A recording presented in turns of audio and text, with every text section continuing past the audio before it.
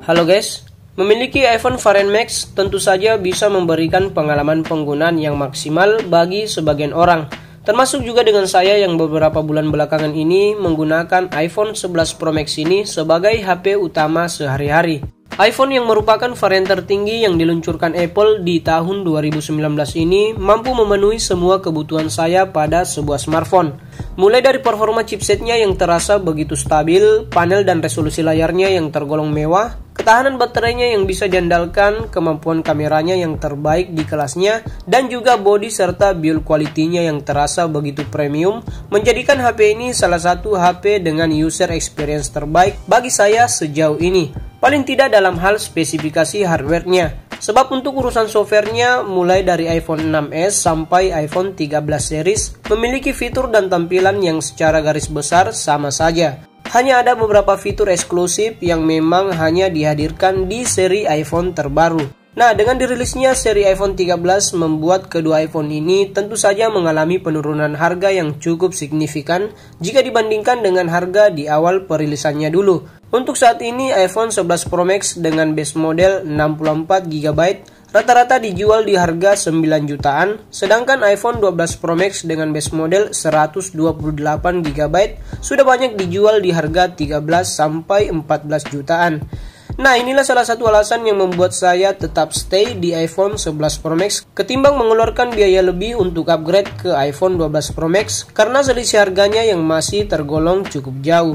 Nah, selain dari segi harga yang masih terlampau jauh, ada beberapa alasan yang membuat saya tetap stay dan lebih memilih iPhone 11 Pro Max ketimbang iPhone 12 Pro Max ini. Oke, alasan yang pertama dari segi ukurannya. Berbicara ukuran HP, sebenarnya hal ini sangat bergantung dari preferensi masing-masing pengguna. Karena tidak sedikit pengguna yang lebih senang dengan ukuran HP yang besar dengan asumsi untuk mendapatkan ukuran layar yang cukup luas. Nah, dari segi dimensi, kedua iPhone ini memiliki ukuran yang sedikit berbeda, di mana secara umum iPhone 12 Pro Max sedikit mengalami peningkatan dimensi dan juga perubahan bentuk framenya. iPhone 11 Pro Max memiliki frame yang berbahan stainless steel dengan bentuk melengkung, sedangkan iPhone 12 Pro Max juga menggunakan bahan dasar yang sama namun dengan bentuk yang mengotak seperti ini. Jujur ketika pertama kali menggenggam iPhone 12 Pro Max ini rasanya agak sedikit kurang nyaman, mungkin karena dimensinya yang lebih besar ditambah lagi tangan saya yang memang sudah terbiasa dengan bentuk frame melengkung di iPhone 11 Pro Max. Apalagi dengan ukuran layar yang lebih besar 6,7 inci, membuat penggunaan iPhone 12 Pro Max ini membutuhkan effort yang lebih untuk dapat menjangkau semua bagian layarnya, terutama ketika dioperasikan menggunakan satu tangan. Balik lagi, hal ini sebenarnya soal selera saja. Namun bisa saya tekankan sekali lagi, feel genggaman menurut saya lebih pas ada di iPhone 11 Pro Max ini. Frame yang melengkung seperti ini terasa memberikan grip yang lebih nyaman di tangan ketika menggunakan ataupun sekedar memegang iPhone ini. Hal berikutnya adalah soal performa chipsetnya.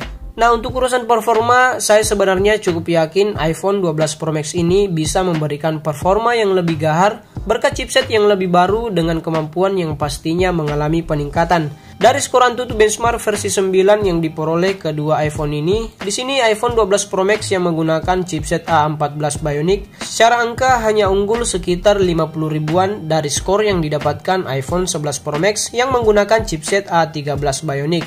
Dan ketika digunakan, jujur saja saya pun hampir tidak merasakan adanya perbedaan performa yang signifikan dari kedua iPhone ini. Sebab performa dari chipset A13 Bionic yang tertanam di iPhone 11 Pro Max masih tergolong cukup overkill untuk saat ini. Digunakan multitasking berbagai aplikasi, bermain game dan mengedit video terbukti masih sangat lancar. Hal inilah yang juga menjadi salah satu alasan kenapa saya betah menggunakan iPhone 11 Pro Max ini. Karena performanya yang masih sangat bisa diandalkan dalam berbagai kebutuhan. Selanjutnya adalah soal hasil kameranya. Nah, dari segi jumlah, kedua iPhone ini sama-sama mengusung 3 buah kamera belakang dan sebuah kamera depan dengan resolusi yang sama. Walau di iPhone 12 Pro Max sudah menghadirkan teknologi LiDAR dengan bukaan lensa yang lebih besar, namun dengan teknologi diffusion yang sudah ada pada iPhone 11 Pro Max, sudah cukup mampu menghasilkan foto yang kualitasnya tidak jauh berbeda dengan foto yang dihasilkan dari iPhone 12 Pro Max. Dan untuk hasil fotonya sendiri, di sini bisa kalian lihat gambar yang dihasilkan dari kedua iPhone ini. Perbedaannya hampir tidak terlihat. Keduanya mampu menghasilkan foto yang terlihat begitu natural dengan warna yang khas dan dengan dynamic range yang cukup luas.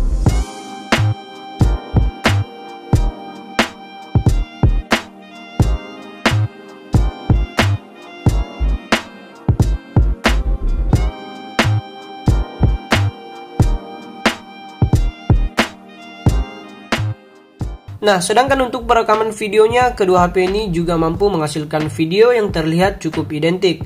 Keduanya mampu merekam video hingga resolusi 4K 60fps, baik untuk kamera depan maupun kamera belakangnya.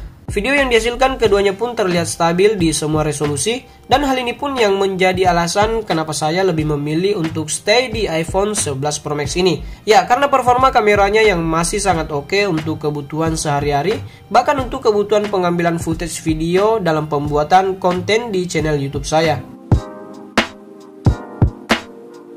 Hal berikutnya adalah soal daya tahan baterainya. Jujur saja selama beberapa bulan pemakaian, saya cukup impress dengan daya tahan baterai dari iPhone 11 Pro Max ini. Screen on time yang dihasilkan rata-rata bisa mencapai 10 jam lebih dengan skenario penggunaan yang saya lakukan. Nah, jika dibandingkan dengan iPhone 12 Pro Max, secara angka kapasitas baterai iPhone 11 Pro Max masih lebih unggul, yaitu di 3969 mAh. Sedangkan baterai pada iPhone 12 Pro Max berkapasitas 3687 mAh saja. Walau chipset A14 Bionic yang terdapat pada iPhone 12 Pro Max diklaim lebih hemat dalam hal konsumsi daya, namun pihak Apple sendiri tidak berani mengklaim baterai pada iPhone 12 Pro Max ini lebih awet jika dibandingkan dengan daya tahan baterai dari iPhone 11 Pro Max ini. Hal ini pun didukung dari beberapa reviewer dan situs web GSM Arena yang mengklaim bahwa iPhone 11 Pro Max memiliki baterai life yang lebih panjang jika dibandingkan dengan baterai life dari iPhone 12 Pro Max. Dan lagi-lagi hal ini juga yang termasuk membuat saya nyaman dan cukup betah menggunakan iPhone 11 Pro Max ini, karena daya tahan baterainya yang sangat bisa diandalkan. Nah, salah satu alasan yang menjadi deal breaker bagi sebagian orang untuk tetap stay di iPhone 11 series adalah karena masalah konektivitas 5G-nya. Dimana kita tahu sendiri iPhone 11 series memiliki keterbatasan secara hardware sehingga tidak akan bisa mendapatkan dukungan jaringan 5G. Berbeda dengan iPhone 12 Pro Max yang baru-baru ini telah mendapatkan dukungan software update untuk dapat menangkap jaringan 5G, yang mana sebelumnya secara hardware memang sudah mendukung konektivitas jaringan 5G. Namun hal ini sama sekali tidak menjadi masalah bagi saya, sebab di lingkungan tempat tinggal saya belum tersedia jaringan 5G, dan sampai video ini dibuat, kabar akan masuknya jaringan 5G di daerah saya belum ada terdengar sama sekali. So far untuk kebutuhan internet, iPhone 11 Pro Max ini sama sekali tidak ada masalah, walaupun dengan jaringan 4G yang ada saat ini. Nah, itulah beberapa alasan mengapa saya merasa tidak perlu upgrade dan lebih memilih stay di iPhone 11 Pro Max ini. Namun jika kalian punya pendapat sendiri, silahkan tuliskan di kolom komentar di bawah. Terima kasih telah menonton video ini, tekan like jika kalian suka dan dislike aja kalau nggak suka. Sampai jumpa di video selanjutnya.